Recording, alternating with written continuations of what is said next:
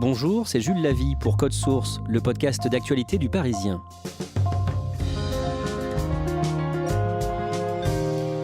Christophe Dominici est mort à 48 ans, le mardi 24 novembre à Saint-Cloud près de Paris.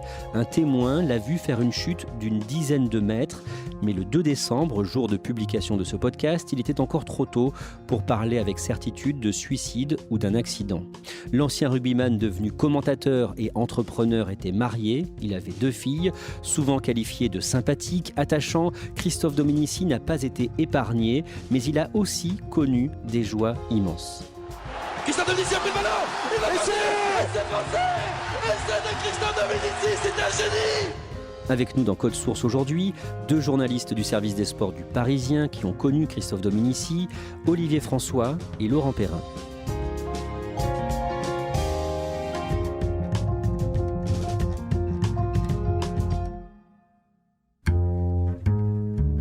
Après l'annonce de la mort de Christophe Dominici, on a beaucoup reparlé de son essai contre les All Blacks, la Nouvelle-Zélande, en 1999, en demi-finale du mondial de rugby. Vous allez nous raconter cet essai en détail. Laurent Perrin, vous étiez là ce jour-là à Twickenham. Mais d'abord, avec Olivier François, vous allez retracer sa vie. Christophe Dominici est né le samedi 20 mai 1972 à Toulon, dans le Var. Il grandit dans quel milieu ? Ses parents sont horticulteurs, il habite dans une jolie petite maison, un mât avec une piscine. Il ne manque de rien, mais ses parents travaillent beaucoup, quasiment 12 heures par jour. Donc ils n'ont pas beaucoup de temps pour s'occuper de lui. Il va passer beaucoup de temps avec sa grande sœur, Pascale. Olivier François, quand il est enfant, il joue au foot. Il joue même bien au foot. Et il y est venu parce que son père était gardien de but de l'équipe locale, Soliès-Pont, dans le Var. Et il a pris sa suite en jouant. Laurent Perrin, quand il a 14 ans, sa vie bascule. Il a tous les détails en tête de cette soirée, un miroir du salon qui tombe, les chiens qui hurlent à la mort, il sentait qu'il y a quelque chose qui allait se passer. Sa grande sœur prépare un plat de pâtes, ensuite elle prend la route pour aller chez sa meilleure amie. Et le lendemain matin, il y a sa mère qui vient le réveiller en lui disant que sa grande sœur est morte. C'est le drame de sa vie. C'est une catastrophe. Il va rester plusieurs jours enfermé dans sa chambre. Et puis par la suite, il va être totalement révolté. Révolté contre ses parents d'abord, ensuite contre la vie, contre la société. Il va assez vite décrocher au niveau scolaire. De toute façon, il n'a jamais été très assidu à l'école. Et puis il va se perdre. Vous avez fait des graves conneries ? Oui, des graves, oui. Vous avez volé ? Oui. Volé quoi ? Des mobylettes, des bagnoles ? Oui, des mobilettes, des voitures, oui. Ouais. Vous conduisiez sans permis ? Ça m'est arrivé, oui. Ouais. Vous avez des mauvaises fréquentations ?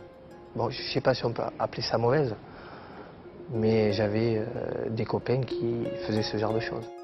À cette époque-là, tout le monde se demande comment il va se sortir de ça. À ce moment-là, il fait tout pour se faire détester, en résumé, et parfois il a l'impression que ses parents auraient préféré que ce soit lui qui soit victime d'un accident, c'est ce qu'il dit. Voilà, en fait, il est totalement perdu. Dominici, c'était un enfant très très peureux, très très craintif. Il a dormi jusqu'à l'âge de 5 ans dans le lit de ses parents. À partir de 5 ans et jusqu'à 11 ans, il va dormir avec sa grande sœur. Il a peur, il a besoin d'être assuré. Donc, quand sa grande sœur le quitte, il a 14 ans et là, le monde s'effondre. Il n'a plus de repères, il n'a plus de cadre et il part dans tous les sens. Olivier François, après ces années chaotiques, il va s'investir dans le rugby. Oui, il le raconte. En fait, c'est venu d'une déception au football. Un jour, il avait un tempérament bagarreur et il se bagarre avec l'équipe adverse. Et il se rend compte que ses coéquipiers sont tous partis, ils l'ont tous laissé tout seul. Et là, il se dit, il n'y a pas de solidarité dans ce sport. Moi, j'aime pas ça. Et il change, il part dans l'équipe de Soliès-Pont de rugby. Et là, c'est le déclic, il aime ça, il aime ce sport. Il peut enfin se battre au sens propre comme au figuré. Il s'épanouit dans le rugby. Malgré son petit gabarit, 1m72. Mais attention, 1m72, ça ne veut pas dire grand-chose. Il est dense, il est rapide, il est vif, il est hargneux, il est musculeux, il est très fort. Olivier François, ce qu'il aime aussi, surtout dans le rugby, c'est le contact avec les autres, avec ses coéquipiers. Oui, à tel point que lui, ce qu'il préfère, c'est la chaleur des vestiaires, c'est d'être auprès des gros, comme on dit, les avants. Quand il s'échauffe, de s'invectiver comme ça, c'est ça qu'il aime, c'est faire partie d'une équipe, c'est faire corps, c'est être ensemble, c'est emmener les autres. D'ailleurs, c'est un leader, c'est quelqu'un qui aime le partage, au sens noble du terme, et il veut emmener les autres, il veut être avec les autres, et c'est ça qui prime surtout. En 1990, quand il a 18 ans, Laurent Perrin, il rencontre dans un bal de son club de rugby Ingrid, 14 ans, qui va devenir sa femme.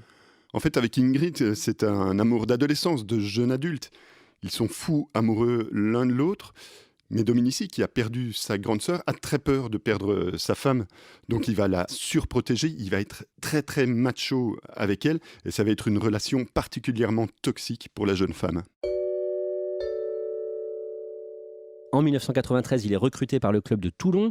Ensuite, à partir de 1997, il va jouer à Paris, au Stade Français. Comment se fait ce transfert ? En 97, le rugby est en train de passer professionnel. Dominici demande une augmentation de salaire aux dirigeants de Toulon, qui refusent. Et comme il a peur de rien, il a entendu qu'il y avait un gros club qui se montait à Paris. Alors il décroche son téléphone et il appelle le président de ce club, Max Guazzini, et il lui dit « Je suis avec mon ami Franck Combat et on veut venir jouer dans votre club. » Guazzini ne connaît pas ce joueur, il demande conseil à son entraîneur, Bernard Laporte. Laporte connaît Dominici, il l'appelle même, il discute et il dit à Dominici « Si tu viens à Paris, je ferai de toi un international. » L'affaire est quasiment faite, Dominici et Combat prennent leur voiture, ils montent à Paris, ils arrivent dans le bureau de Guazzini pour signer leur contrat. Guazzini ne leur dira qu'une chose, messieurs, bienvenue à Paris, mais s'il vous plaît, changez de look, parce qu'ils étaient arrivés comme des sudistes avec la chemise ouverte, la chaîne en or qui brille, la gourmette, et ça, c'était pas du tout Stade Français. Christophe Dominici s'adapte très bien à cette équipe du Stade Français, il va même faire les 400 coups avec ses coéquipiers. C'est quelqu'un qui adore rire et c'est quelqu'un qui adore faire rigoler. Et parfois, il n'a aucune limite. Quand Bernard Laporte parle de lui, il dit « Regardez ce regard », il a le regard des gens qui disent « Attention, je suis toujours prêt à faire une connerie », ce qui est vrai sur le terrain comme en dehors. Un jour, il a mis un poisson mort dans le lit de Frédéric Michalak à Marcoussis. Dans un hôtel, dans une mise au vert, il a volé toutes les clés pour les jeter dans une rivière. Il a provoqué une bataille d'extincteurs avec des avants et donc l'hôtel a dû être évacué et plein de personnes âgées se sont retrouvées sur le trottoir. Il a été aussi capable de choses moins honorables comme réveiller en pleine nuit Guy Novès, l'ancien entraîneur de Toulouse, pour l'insulter. Et puis il adorait lancer des petits défis à ses coéquipiers. Un jour, il a obligé Sergio Parisse, qui avait perdu un pari, à manger un poisson rouge. Laurent Perrin, pendant la saison 1997-1998, le Stade Français joue très bien. Le Stade Français étonne tout le rugby français parce que c'est un club qui s'est construit très très vite et en 98, ils deviennent champions de France à la surprise générale. 34 pour le Stade Français, 7 pour l'USAP, la joie des Parisiens et la détresse des Catalans. Dominici est un des leaders du Stade Français. Il en profite pour commencer sa carrière internationale contre l'Angleterre lors du tournoi, un tournoi que l'équipe de France va gagner. Donc, pour sa première saison vraiment professionnelle, Dominici gagne le championnat de France et le tournoi. Ça le place tout de suite parmi les top joueurs français. Vous avez un souvenir marquant d'interview avec lui à ce moment-là ? Pendant l'été 98, je le demande en interview avant un match contre Toulon. Je m'attendais juste à avoir 10 minutes, un quart d'heure en tête-à-tête avec lui. Et il va m'accorder 1 heure. On va s'asseoir sur la pelouse du terrain d'entraînement. Et là, il va se confier comme si on se connaissait depuis 10 ans. On va faire 30 minutes en on, 30 minutes en off. Il va revenir sur tous ses exploits de l'année passée. Il va se projeter. Et je l'ai retrouvé, cet article. Il est titré « Christophe Dominici est sûr de lui ». Parce qu'il m'avait raconté combien il allait être le meilleur ailier, combien il allait être meilleur que les autres, combien le Stade Français allait régner sur le rugby français pendant une décennie. Il était plein de certitudes et puis en même temps, il était aussi plein de doutes. On en vient au mondial de rugby 1999. Le dimanche 31 octobre 1999, la France joue à Londres dans le stade de Twickenham en demi-finale face aux redoutables All Blacks de Nouvelle-Zélande. Laurent Perrin, vous êtes sur place, racontez-nous l'ambiance. Alors on est à Twickenham, dans le temple du rugby anglais. L'essentiel du public est anglais. Il y a des supporters français qui se font entendre, mais qui sont dans leurs petits souliers parce que les Bleus ne sont clairement pas favoris. En face, les All Blacks sont des monstres à l'époque. C'est John Alomu, c'est des super favoris de cette Coupe du Monde. Et puis, bizarrement, la première mi-temps est plus serrée que prévu. Les Blacks ont du mal à se libérer. Et à la mi-temps, ils ne mènent que 17-10. Et les Français vont commencer à y croire. Et il y a une scène à la mi-temps, dans le vestiaire. Christophe Dominici rentre et dit « Oh les gars, j'ai vu le regard de John Alomu. Il se cague. » Alors il se cague, ça veut dire ils ont peur. Et ça va faire basculer parce que tous les autres joueurs français vont commencer à y croire en se disant « On les fait douter, mais si on les fait douter, c'est peut-être le début de quelque chose d'énorme. » Et puis ce match va basculer sur une action fantastique. Une action, quand on la revoit, on a l'impression que le temps s'arrête. Un petit coup de pied par-dessus, un petit coup de pied à suivre de Fabien Galtier. Ils ont perdu le ballon, il a récupéré au loin au fond. C'est bien fait. Bien joué. Christophe Dominici est parti. Un rebond favorable à Dominici, et là on a l'impression que tout est figé, sauf Dominici. Christophe Dominici a pris le ballon. Il l'a passé. C'est français. Essai de Christophe Dominici, c'est un génie. Essai. Et là le match bascule et les Français vont tout balayer et ils vont faire l'un des plus grands exploits de l'histoire du rugby français. Un rebond favorable et Christophe Dominici qui surgit. Que c'est bien fait. 27-24 pour la France, Bernard, on rêve. Que se passe-t-il pour Christophe Dominici juste après ce match ? Quand il va arriver dans la salle de presse de Twickenham, les organisateurs annoncent son arrivée. Ils disent, mesdames et messieurs, monsieur Christophe Dominici. Et là, il y a 200 journalistes qui se jettent sur lui. Et il dira plus tard, j'ai compris qu'à partir de ce jour, ma vie ne serait plus jamais la même.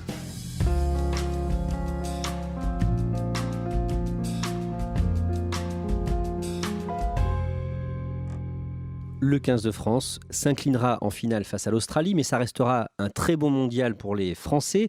Olivier François, l'année suivante, en 2000, Christophe Dominici connaît une période particulièrement difficile.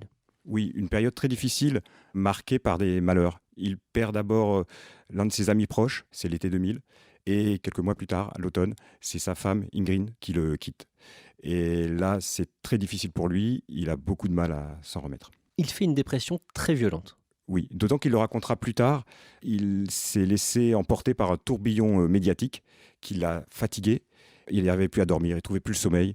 Il a passé 24 jours, dit-il, sans dormir, à tel point qu'il a dû être hospitalisé. Enfin, il a fait un séjour de 11 jours à la clinique des sports à Paris, où là, il a été plongé dans un sommeil artificiel pour pouvoir récupérer.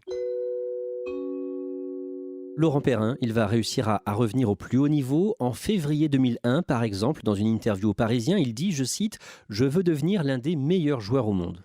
Parce que Dominici, c'est un homme de défi. Il a constamment besoin de mettre la barre toujours plus haut. Et là, il s'est mis un truc en tête, c'est devenir le meilleur joueur du monde, mais à l'arrière. L'expérience va tourner court parce que Dominici n'est pas fait pour être arrière. Lui, c'est un ailier, un joueur qui est là pour conclure les actions et il va vite revenir retrouver son couloir sur le côté du terrain. Pour l'anecdote, 2001, c'est aussi l'année de la première édition du calendrier des dieux du stade, dans lequel les joueurs du stade français posent nus. Quand Guazzini leur propose de poser nus, bien sûr cachés par un ballon ou de dos, Dominici il dit « Ben non, mais si on fait le truc, on le fait à fond. Donc moi, je veux être complètement nu. » Donc il va y avoir des négociations, finalement il ne va pas le faire, mais il va quand même être celui qui prendra les poses les plus suggestives. Ses coéquipiers, ça va bien les faire marrer. Pendant longtemps, il va se servir de ce calendrier comme une carte de visite auprès de ses futures conquêtes. Pendant sa carrière, Christophe Dominici va se constituer un solide palmarès, 5 titres de champion de France, 4 victoires dans le tournoi des 6 nations, qui était au départ les 5 nations, 65 sélections en équipe de France. Olivier François, il prend sa retraite en 2008. Qu'est-ce qu'il fait après ? Dans la foulée, il devient entraîneur adjoint du Stade français, adjoint d'Ewen Mackenzie.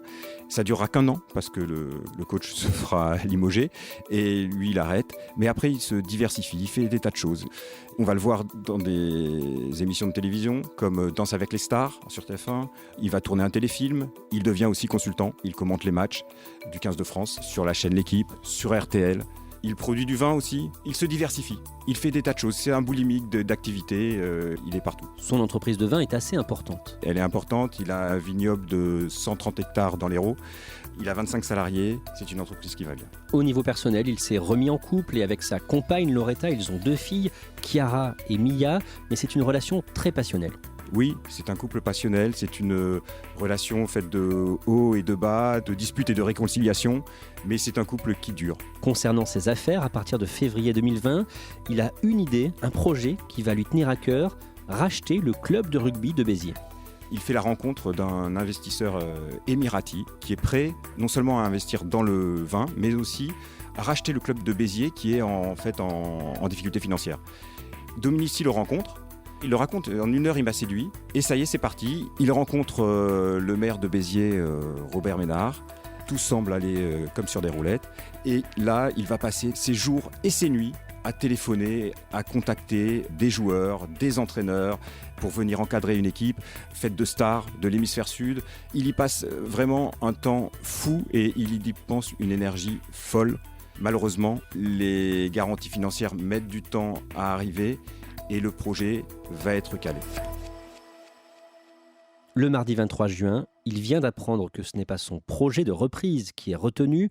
À Béziers, devant le stade Raoul-Barrière, il prend la parole devant des centaines de supporters. Il est sous la statue d'Armand Vacrin, légende du rugby biterrois. Et là, il dit tout ce qu'il a sur le cœur, sans filtre. Les choses étaient très claires. Le club allait très mal. On a juste demandé d'aider. Et aujourd'hui, avec les discussions que j'avais eues avec Pierre-Louis Angelotti, qui me dit qu'il n'y va pas, qui me dit que non, dans les yeux, ce mec est un menteur. Il se révolte contre un peu tout le monde. Il trouve que c'est une injustice. Cet échec, c'est un gros coup dur pour lui ? Oui, vraiment. Il en sort affecté, meurtri. C'est un nouvel échec. Car il avait déjà tenté de reprendre un club qui lui était cher, le Stade Français, 3 ans plus tôt. Et ça ne s'était pas fait. Et là, il a l'impression que c'est pas possible, qu'il n'y arrive pas, qu'il est maudit. La terrible nouvelle a laissé le monde du rugby à terre. Oui, la disparition brutale de Christophe Dominici. Le mardi 24 novembre, on apprend donc sa mort brutale à Saint-Cloud, près de Paris, pas loin du chantier de la maison qu'il faisait construire avec son épouse. Christophe Dominici avait 48 ans et les hommages sont très nombreux. Sa mémoire est saluée par exemple à l'Assemblée par les députés qui se lèvent et l'applaudissent. Vous, Olivier François, à ce moment-là, pour préparer votre papier, vous avez au téléphone Max Guazzini, l'ancien président du Stade Français. Oui, un très proche. Il dit même que c'était le joueur dont il était le plus proche. Et là, au téléphone, il est en pleurs. Il ne comprend pas, il dit comment c'est possible. Je savais qu'il était fragile, je savais que ça n'allait pas, mais pas à ce point. Il demande à ne pas faire d'interview, il est sous le choc. Que dit Bernard Laporte après sa mort ? Il est en pleurs également. C'est un collègue qui, là au téléphone, il lui demande mais est-ce qu'on en sait plus ? Il est désemparé. Son premier réflexe, c'est d'aller au stade Jean-Bouin. Il quitte Marcoussis, il va au stade Jean-Bouin. Il veut retrouver les proches de Christophe. Il veut passer un moment avec eux, il veut se recueillir.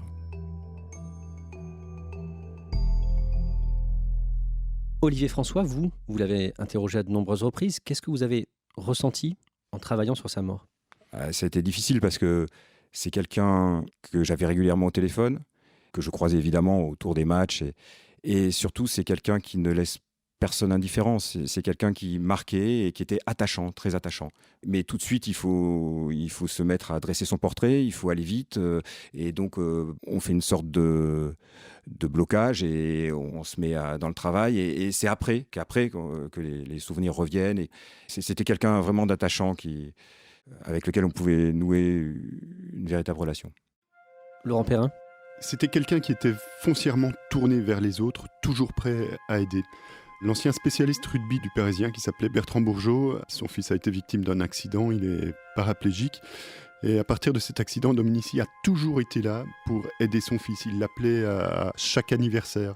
Voilà, Dominici, c'est surtout quelqu'un qui était extrêmement ouvert sur les autres. C'est pour ça que ses coéquipiers l'aimaient tellement.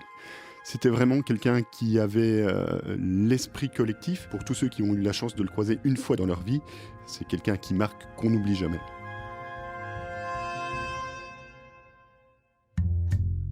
Merci à Laurent Perrin et Olivier François. Code Source est le podcast d'actualité du Parisien, disponible chaque soir du lundi au vendredi. Cet épisode a été produit par Marion Botorel et Thibault Lambert. Réalisation Julien Moncouquiol.